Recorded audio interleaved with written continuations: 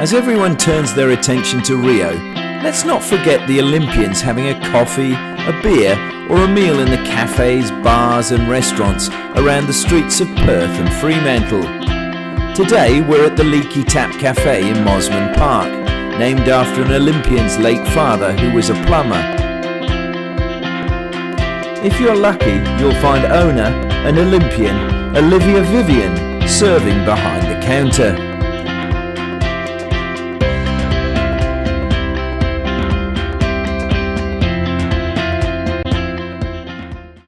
Right, well, I suppose the first question, Olivia, was gymnastics always your chosen sport? When I was little, I did a mixture of everything, and I do remember being in ballet.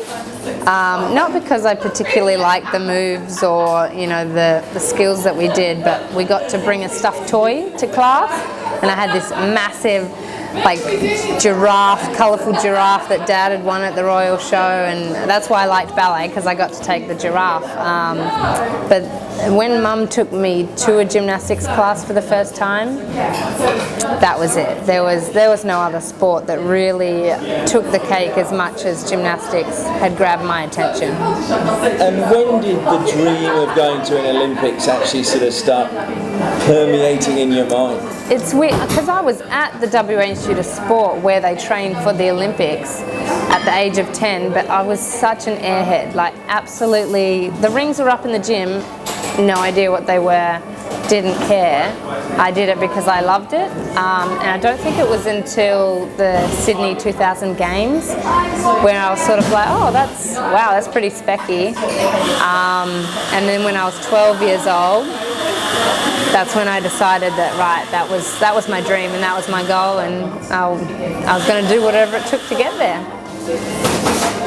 Obviously, when you finally knew you were going to an Olympics, can you remember how you felt at that moment? For me personally, because it went from, we'd been cut down to 12 of us girls and 6 got selected, and so I do remember that week of the training camp in Canberra was really secretive. Family wasn't allowed to come, friends weren't allowed to watch. It was just sort of the judges, the coaches, the technical directors and stuff like that, and you're sort of looking at each other throughout the week of training, trying to focus on what you're doing, but then looking at each other, sort of creating this team of 6 in your head.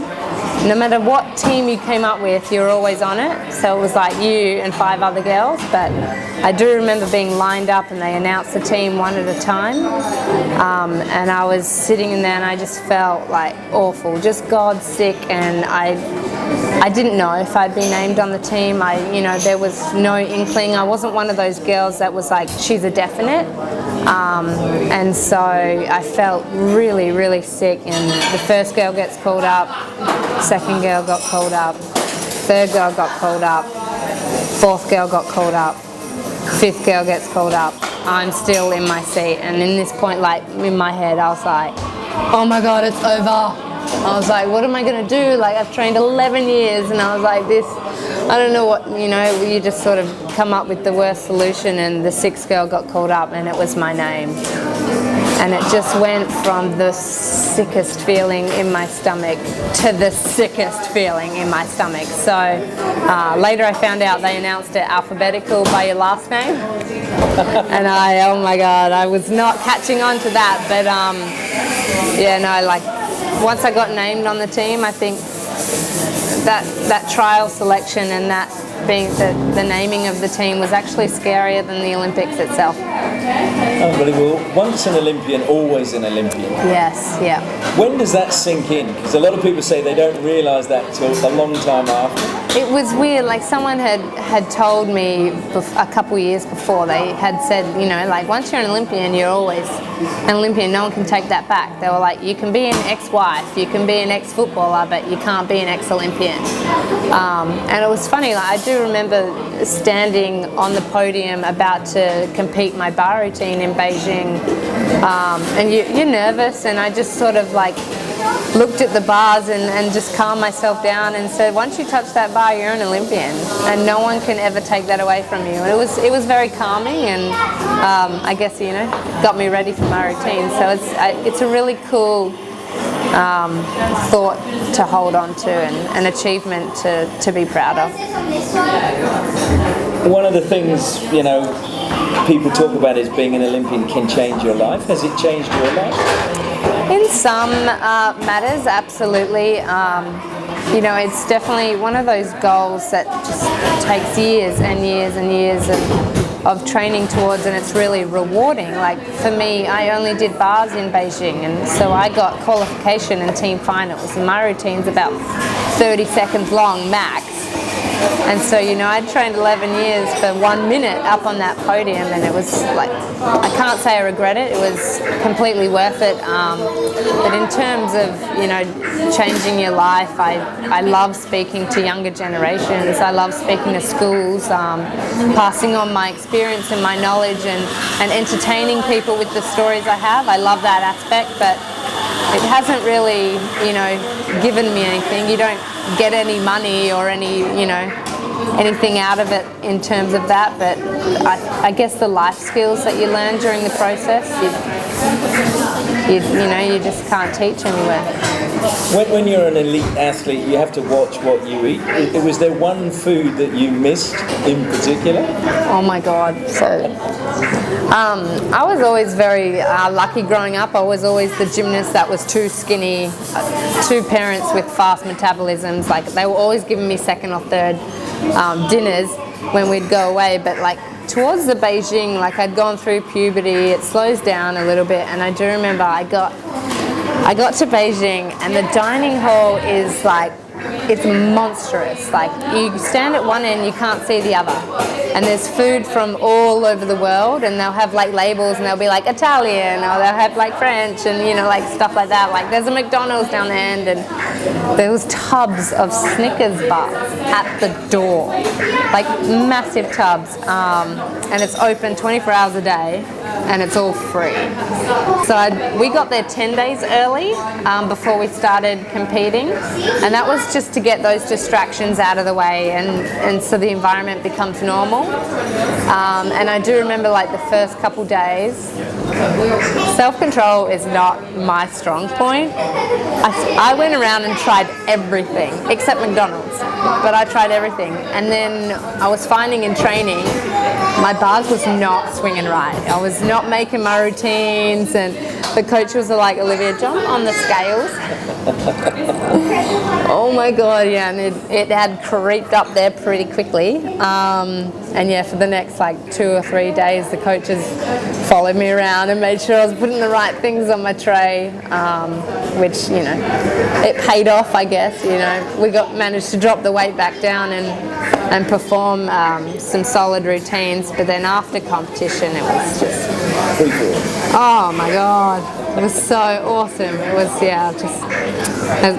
Commonwealth Games, the same thing. I just love it, absolutely love it. Now we asked you to bring something that is special to you from your Olympic journey. Yeah. Can you tell us what you brought? For me personally, when I was growing up, they didn't have a rule about being 16 to compete in Olympic Games until halfway through my elite career. And so I always thought I was going for the Athens Games, which for me, I was like, oh, the home of the Olympics. I had my heart set on it. And then they changed the rules, and then I found out that Beijing was the games that I was to go to, and it was, I was going to be 19 if I was going to compete at Olympic Games, and all the other gymnasts in Australia were 16 when they competed at the Olympics. Like, it stressed me out. And then I was like, Beijing, and I was like, China. I was like, oh, I'd been a couple times before. It was not pretty, and I was a bit disheartened. And then I remember getting to Beijing, and what you go through, get all your gear and your Olympic tracksuits, amazing stuff. It's just, it feels like Christmas. But then when we got to the village, they gave us a Chinese, authentic pack, and we had rice hats and stuff like that. And for me personally, we got a fan. So I don't want to break it, but we got a nice authentic Chinese fan. We were all doing this, and it was so hot as well. It was perfect. But it just sort of it hit me, this Chinese culture.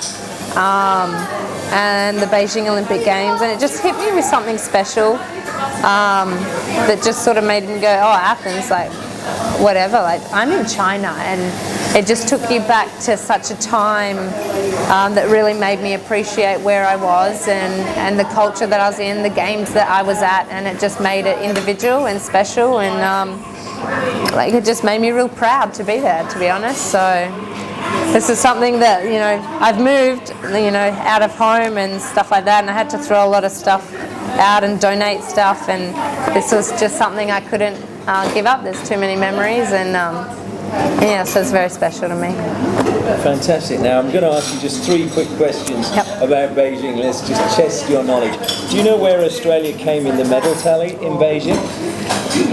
8th. They actually went 5th. Oh wow, good. Good on us. Do you know the name of the mascots in Beijing? No, I know there was 5 of them though. That's impressive. Yeah, because they had big blow-up ones in the thing, and we got keychains and no names. So. Okay, Fuwa was the name of the group, the Friendlies, and there, as you say, there were 5 of them. Yep. And then the last question was, how many gold medals did the American swimmer Michael Phelps win in Beijing? Oh my God. It's a record for a game. I know, it should be so obvious. I want to say 8. Yeah, like 7, you know, like trips on your mind, but no, it was 8.